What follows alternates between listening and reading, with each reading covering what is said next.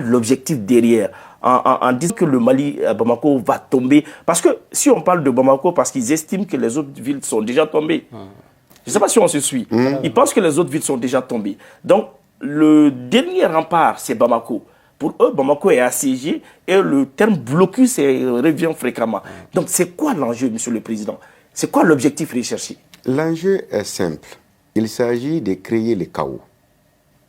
Il s'agit de dire moi ou le déluge. Ouais.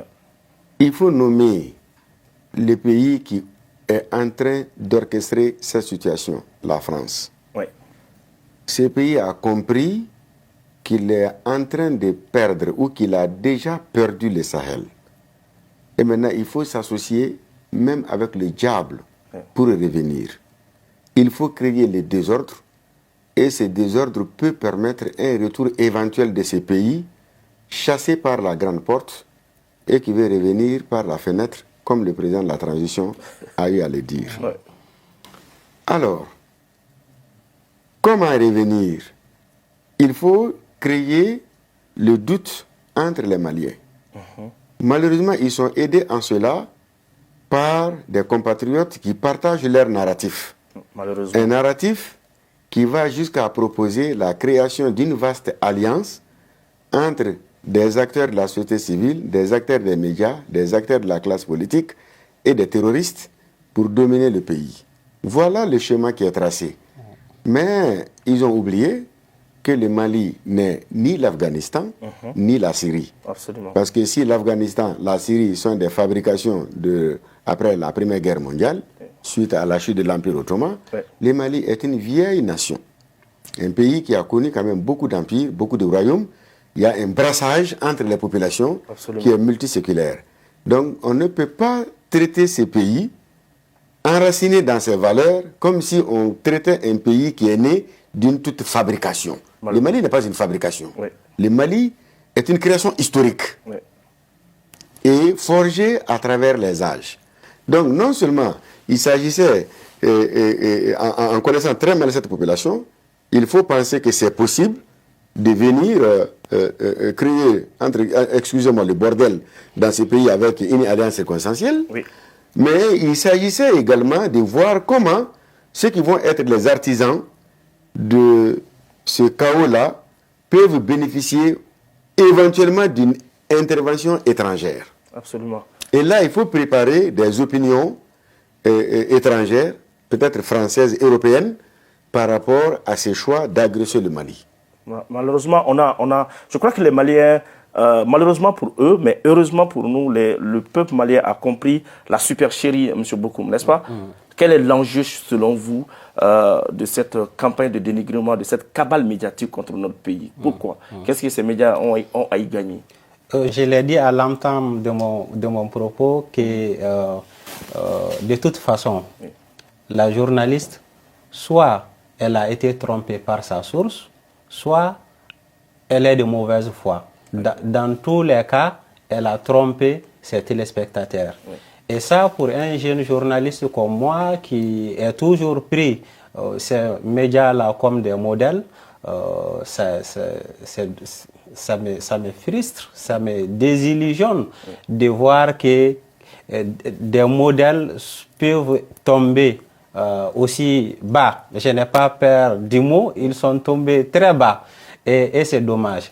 Donc, quand j'analyse les narratifs, je peux déjà déduire que la France, elle est en train d'expliquer ou bien de faire croire au monde que le Mali, ça ne va pas du tout, que le Mali va très mal, de plus en plus mal, depuis que la France a quitté le Mali, oui.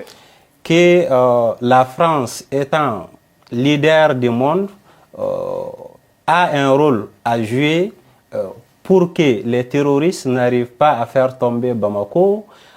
Ils sous-entendent que tous les pays ont été, en tout cas, contrôlés par les terroristes et que la France, comme elle a eu à intervenir en 2012, elle a un rôle historique nanani nanana à jouer pour que les Mali ne tombent pas, Parce que si Mali tombait, c'est tous les pays comme la Côte d'Ivoire et le Sénégal qui seront menacés et que les entreprises françaises et d'autres intérêts français sont là, cela ne doit pas venir. Donc, pour résumer, la France est en train de préparer, je vais dire, c'est ce que je pense réellement. J'allais dire les médias sont en train de préparer une intervention, mais il se trouve que, puisque c'est des médias français qui sont dirigés par le ministère français des Affaires étrangères, financés et dirigés, donc ils sont en train de préparer les mentalités à une intervention militaire. C'est comme ça que je vois la chose. Justement, Monsieur le Président, Monsieur Bokoum m'a parlé d'un pays, la Côte d'Ivoire. Je suis régulièrement des chaînes ivoiriennes. La réaction de la France, je peux comprendre. C'est l'ancienne puissance colonisatrice. Mais je ne comprends pas la réaction des médias ivoiriens. Si vous avez bien regardé la vidéo, il y a un chroniqueur, Monsieur le Premier ministre a dit il faut nommer les choses parce que mal nommer les choses, c'est aggraver les problèmes du monde. On va le dire clairement. Il y a un journaliste, un chroniqueur là-bas du nom de Daouda Coulibaly. Le monsieur, il ne cherche que l'apocalypse au Mali. Pour ceux-là qui ont l'habitude de suivre la chaîne Live TV, c'est lui qui a dit tout de suite que la Côte d'Ivoire, son pays, va recevoir des réfugiés maliens. Je me dis, comment est-ce qu'on peut se permettre de détester autant un pays frère?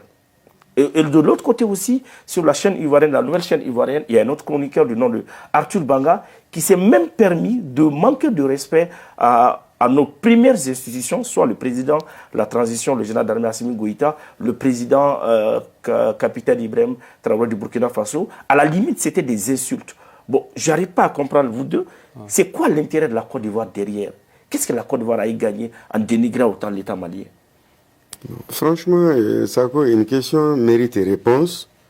Moi, j'accorde peu d'importance à des administrations qui se cacheraient derrière des influenceurs ou des médias pour régler des questions diplomatiques ou des questions politiques entre États.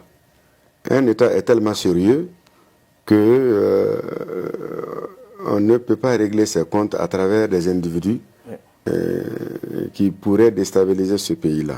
Le Mali est un grand pays.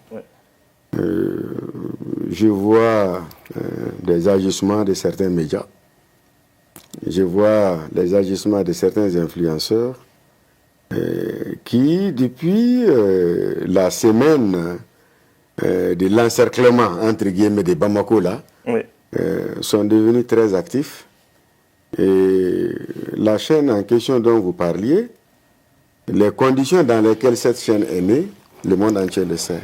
Absolument. Donc, si les officiels ne sont pas derrière ceux qui sont en train de donner de telles informations, ils sont quand même à mesure de faire une mise en garde pour ne pas discréditer ces mêmes autorités-là. Bon, franchement, je préfère ne pas citer les noms de ces individus incultes. Pour leur accorder un peu de confiance. Je ne le ferai pas, je ne le ferai pas. D'accord. Monsieur Bokoum? Pardon, la même réaction. Pourquoi la Côte d'Ivoire, les médias ivoiriens se sont invités dans la danse? Alors, Sako, je ne vais pas dire les pays, mais effectivement, on a l'impression que les médias ivoiriens reprennent les discours communément tenus sur les médias occidentaux. Et cela peut avoir plusieurs explications. D'abord, parce que, en fait, il faut noter aussi que les médias occidentaux sont comme la porte-voix du Mali.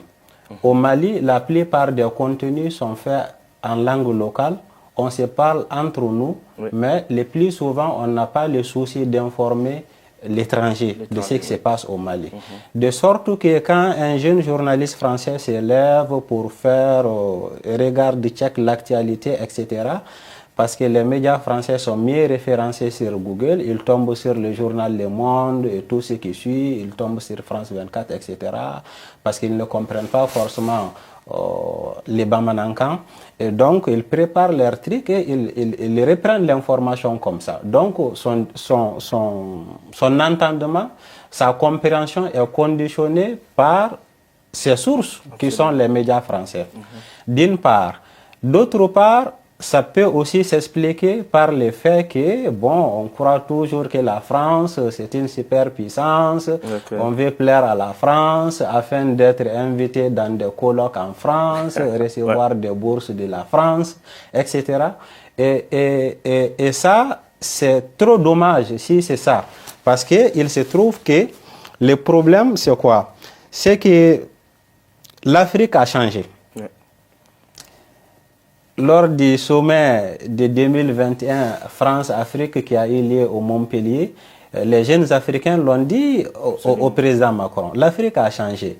Je me souviens des mots de la représentante du Burkinabé. Oui. Elle a dit que la relation entre la France et l'Afrique, c'est comme une marmite, une vieille marmite qui est très sale. Donc il faudrait récurer, sinon si on continue, elle ne mangerait pas. Oui. C'est pour dire que ce que la France offre, la façon dont la France nous voit, est dépassée. On n'est plus complexé devant les Français. Moi, un jeune Français de mon âge, je ne l'envie rien. J'ai autant lu que lui, je suis cultivé comme lui, etc. Il ne va pas me faire croire qu'il est plus intelligent que moi parce qu'il est blanc. Donc, ça a changé. Macron, malheureusement, et son administration ne l'ont pas compris.